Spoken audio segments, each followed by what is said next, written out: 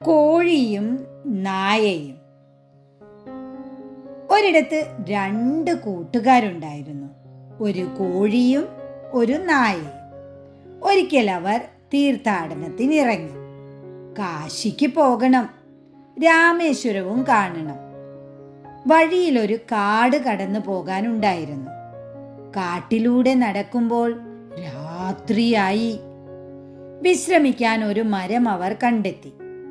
പൂവൻ കോഴി മരത്തിനു മുകളിലും നായ മരത്തിന് താഴത്തുമായി അവർ ഉറങ്ങാൻ കിടന്നു. നേരം പുലർന്നപ്പോൾ പൂവൻ കോഴി ഒന്ന് കൂവി. നായ നല്ല ഉറക്കവും. പക്ഷേ ഒരു കുറുക്കൻ കോഴിയുടെ കൂവൽ കേട്ടു. കൊതി പൂണ്ട് വന്ന് കോഴിയോട് ചോദിച്ചു, സുന്ദരി, നിന്റെ പാട്ട് എന്നെ കൂടെ പഠിപ്പിക്കാമോ? കോഴി പറഞ്ഞു, പഠിപ്പിക്കാം. പക്ഷേ എൻ്റെ വീട് പൂട്ടിയിരിക്കുകയാണ്.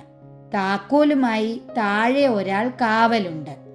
അയാളെ ഉണർത്തി ചോദിച്ചാൽ കാര്യം നടക്കും.